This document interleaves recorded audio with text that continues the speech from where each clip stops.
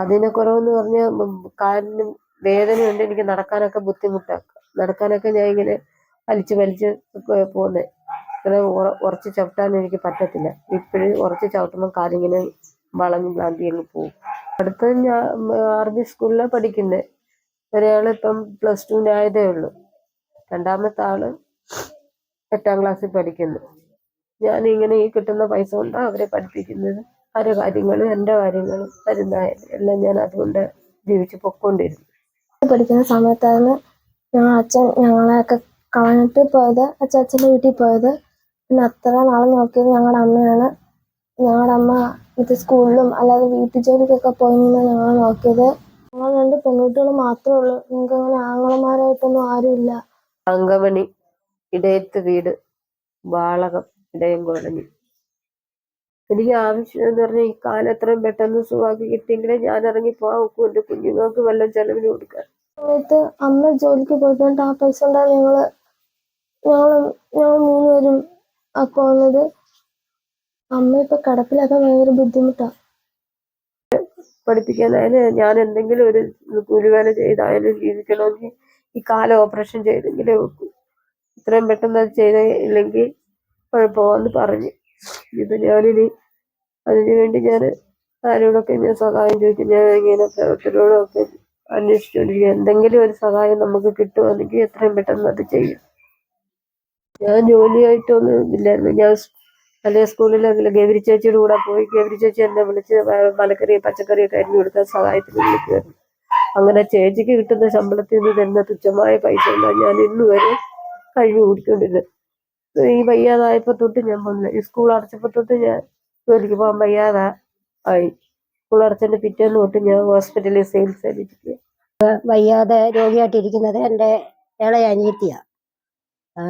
ഇതിന് സുഖമില്ലാതായപ്പം തൊട്ട്, അതിൻ്റെ പേര് തങ്കമണി. പിന്നെ അതിന് സുഖമില്ലാതായ നാൾ തൊട്ട് ഞാൻ അതിൻ്റെ കൂടെ ചികിത്സയ്ക്ക് കൊണ്ടുപോകുന്നതും കൊണ്ടുവരുന്നത്. ആദ്യമൊക്കെ ഞങ്ങൾ 2 പേര് കൂടി താങ്ങിയെടുത്ത് വണ്ടി കയറ്റി കൊണ്ടുപോകാനൊക്കും. അങ്ങനെ ഈ 2 പേര് കൂടി കൊണ്ടുപോകും. അതുപോലെ തന്നെ ഓട്ടോ വിളിച്ച് ഇവിടെ കൊണ്ടുവരും.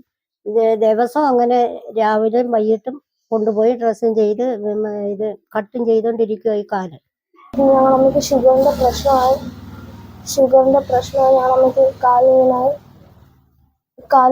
അതുകൊണ്ട് ഇപ്പൊ ഞങ്ങളമ്മയ്ക്ക് ഞങ്ങൾ നോക്കാനൊന്നും പറ്റത്തില്ല. അതുമല്ല ഞങ്ങൾ മൂത്തമ്മമാരൊക്കെ സഹായിക്കുന്നുണ്ട് ഇത്ര നാൾ ഞങ്ങൾ പിടിച്ചിരുന്നത്. ഞങ്ങള് ഹോസ്പിറ്റലിൽ ചെന്നപ്പോൾ അമ്മയുടെ കാലിന് ഇത് വേണമെന്ന് പറഞ്ഞു. അപ്പൊ അതുകൊണ്ടുള്ള പൈസ ഒന്നും സെറ്റായിട്ടില്ല. അപ്പൊ അതിനുവേണ്ടി നിങ്ങളെല്ലാവരും സഹായിക്കുമായിരുന്നെങ്കിൽ ഞങ്ങൾക്ക് ഇതായിരുന്നു. ഞങ്ങളുടെ അമ്മയൊന്ന് ശരിയായും അമ്മ ഒന്ന് സുഖപ്പെട്ടാലും ഞങ്ങൾക്ക് മുന്നോട്ട് പഠിക്കാനും അതിനൊക്കെ പറ്റത്തുള്ളൂ. പിന്നെ ടെക്സ്റ്റൊക്കെ വാങ്ങാനൊക്കെ ഇച്ചിരി ബുദ്ധിമുട്ടൊക്കെ ഉണ്ടായിരുന്നു. പിന്നെ ഇവരൊക്കെ സഹായിക്കുന്നത് കൊണ്ട് ഞങ്ങൾ ഇതുവരെ നിന്ന് പോകുന്നത്. ഇനിയുള്ള കാര്യത്തിൽ എങ്ങനെ ആകുമെന്ന് അറിഞ്ഞൂടാ. അതൊക്കെ കൊണ്ട് എല്ലാവരും ഒന്ന് സഹായിച്ചാൽ കൊള്ളായിരുന്നു. സാമ്പത്തികമായി എനിക്ക് ഈ ഷുഗർ വന്ന് ഈ കാലിങ്ങനെ വ്രണമായി, ഈ കുതികാലായതുകൊണ്ട് എനിക്ക് അതിന് ഓപ്പറേഷൻ ചെയ്ത് അത് എത്രയും പെട്ടെന്ന് അത് വെട്ടിവെക്കുമെന്ന് പറഞ്ഞു. നരമ്പുകളെല്ലാം ചത്ത് ദ്രവിച്ചു പോയെന്ന് പറഞ്ഞു. അതിനിപ്പോൾ സർജറി ചെയ്ത് എത്രയും പെട്ടെന്ന് ചെയ്യണമെന്ന് പറഞ്ഞു. ഇല്ലെങ്കിൽ കാല് മേലോട്ട് പഴുപ്പ് കയറി കഴിഞ്ഞാൽ പിന്നെ അത് പെട്ടെന്ന് കിഡ്നി ബാധിക്കും. കിഡ്നി മേലോട്ട് കയറി കഴിഞ്ഞാൽ അതുകൊണ്ട് എത്രയും പെട്ടെന്ന് അത് ഓപ്പറേഷൻ ചെയ്തു. സാമ്പത്തികമായിട്ട് എനിക്ക് ഒരു നിവർത്തിയില്ല. ഭർത്താവ് വർഷങ്ങളോളം പിണങ്ങിപ്പോയി ഇരിക്കുക. ഞാനും 2 പെൺകുഞ്ഞുങ്ങളേ ഉള്ളൂ. മൂത്ത ആള് +1 ആയതേ ഉള്ളൂ. ഇളയാള് 8ാം ക്ലാസ്സിൽ പഠിക്കുന്നു. കൊച്ചുങ്ങളാണ്. 15ഉം 13ഉം വയസ്സേ ആയിട്ടുള്ള കുഞ്ഞുങ്ങൾക്ക്. സാമ്പത്തികമായിട്ട് എല്ലാം കൊണ്ട് ഞങ്ങൾക്ക് ബുദ്ധിമുട്ടായി. ഒരാണുങ്ങളെ സഹായത്തിനും ഇല്ല. പ്രൈവറ്റ് ഹോസ്പിറ്റലിൽ പോയപ്പോൾ 1.5 ലക്ഷം രൂപയോളം ആകുമെന്നാണ് പറഞ്ഞത്.